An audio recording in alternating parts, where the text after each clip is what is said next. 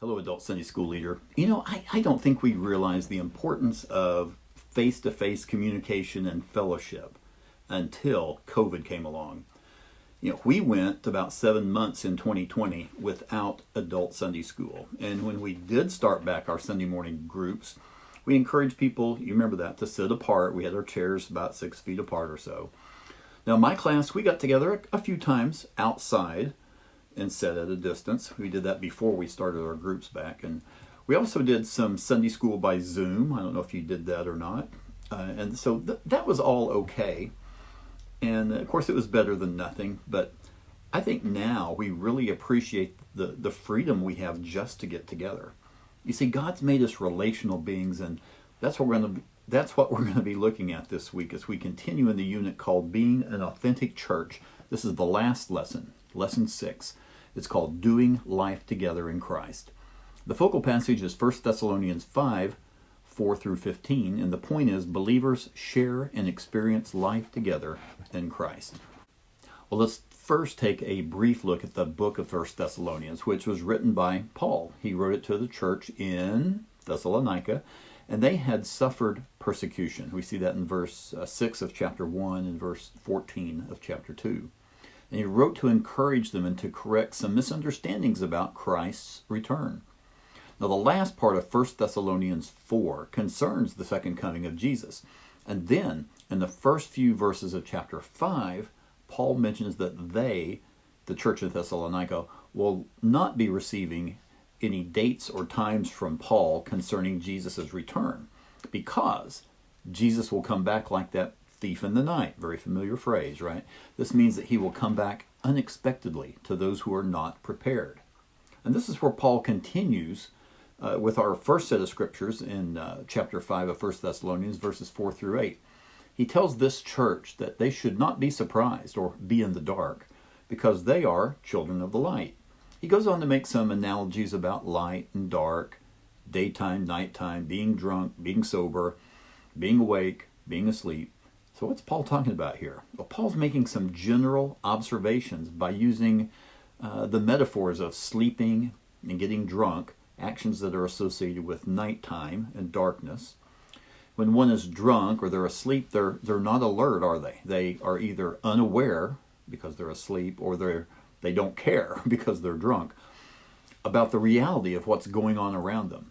Now, in a spiritual sense, those who are asleep or drunk represent people who they're not morally disciplined. They're not spiritually vigilant.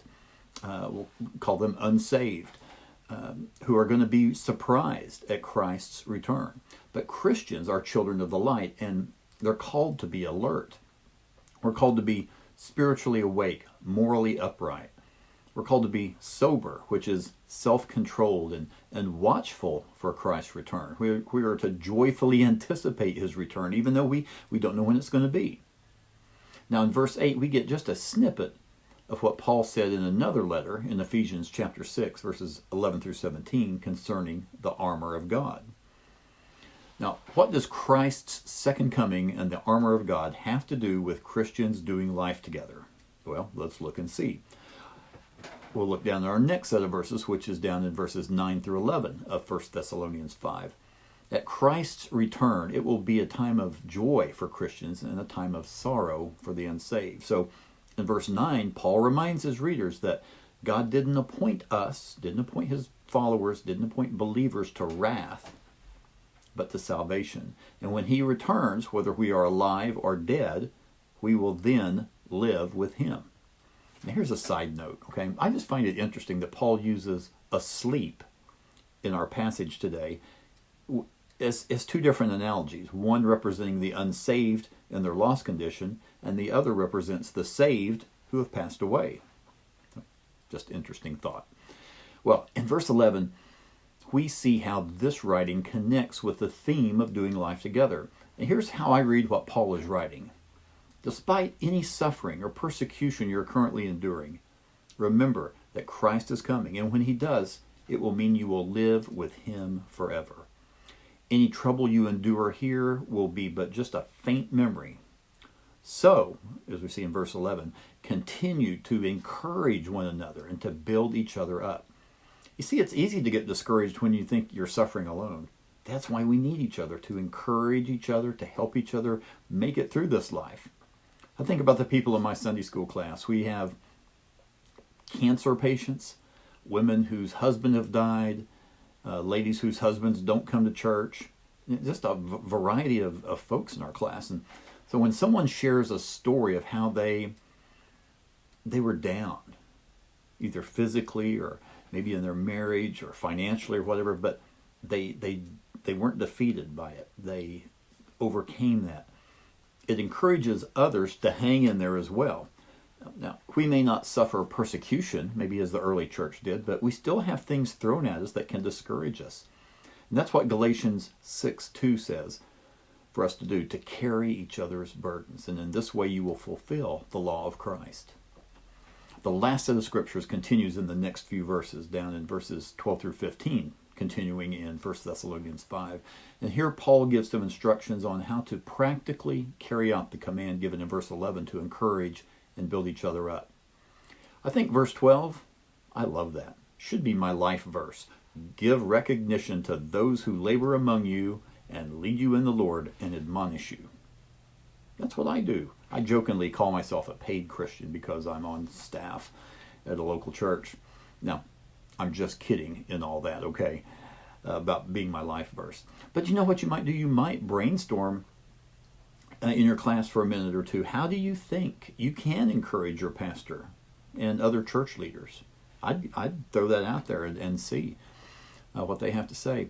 And I can tell you this from firsthand experience, how you can do that. Okay, it's not by being blindly obedient to everything your pastor says. Okay, but it is being respectful, knowing that God has allowed them to be there, and hello, your church elected them to be there. Okay, it's not by being critical of them. It's not about talking about them behind their back, but it's about praying for them and their families. You know, it's also nice to let them know, hey, prayed for you today. That's just a good thing to do. It's not about giving them gifts and discounts and those kind of things, but it is about giving respect, kindness, and the benefit of the doubt, because we do occasionally make a mistake. But you know what? An occasional gift wouldn't be too bad either.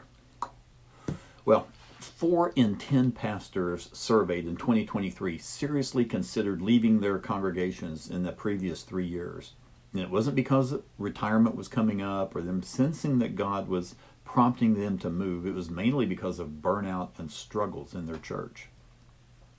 Well, Paul continued on. He gives more instructions on how to build each other up. One way is to live at peace with each other. But what do you do if there's discord in the church? What if there's some troublemakers? Well, then you do what verse 14 says. Warn those who are idle and disruptive. And you know what that means, don't you? Church discipline. Now remember that church discipline should have the same goal as disciplining a child. It's not for humiliation. It's not for punishment. It's for the other person, just like it's for the other child's well-being. Jesus outlined a 4-step process in Matthew chapter 18, verses 15 through 17 about how to do this. You confront the person individually. If it doesn't change, then you take a witness or two with you. If he's still not changing, then you take it to the church, and then you treat him like an outsider, treat him like like he didn't even belong there. So does your church practice church discipline? I'm going to guess probably not. Now, I know there are some that do. I'm going to guess, though, the majority don't. And I believe that what we do is we tend to err on not rocking the boat or appearing holier than thou, like we're judging you. So instead of confronting, we ignore. Now, this might be another good place to stop and have some discussion on the issue of church discipline there in your class. We can also encourage and build each other up by encouraging the disheartened, by helping the weak and being patient with each other and looking out for everyone's good. And guess what? If someone is one of these, I just come to Sunday morning preaching and I don't do anything else, if they're that kind of person, they're not going to be able to participate in this process, are they? And unless that person is in a really small congregation. But you get more than 25, 30 people together in a church, and keeping up with each other becomes a little more difficult. And so that's where your Sunday school class or your small group comes into play. So I encourage you to plan some events outside of your class time. Get together, go out and eat. I know one senior adult ladies group that I know, they get together during the weekend and crochet prayer shawls. Now I know that because they mailed my wife one last year. Thank you, ladies. Now, we haven't done it in a few months, but the men in my class occasionally get together on a Saturday morning for breakfast and just sit around and talk. If you're in a younger adult class, you might go to some kids' soccer games together. You see, when you get to know people outside the four walls of the church and they get to know you, then they're more likely to open up and participate in class. Because, you see, there's more to our spiritual existence than doing class together. Right? We need to do life together. Well, next week we have a standalone lesson on the joy of giving. It's going to be out of 2 Corinthians chapter 9. As I say every week, thank you guys so much for watching. I do appreciate you. And don't forget to pray for and with your class. Thank you.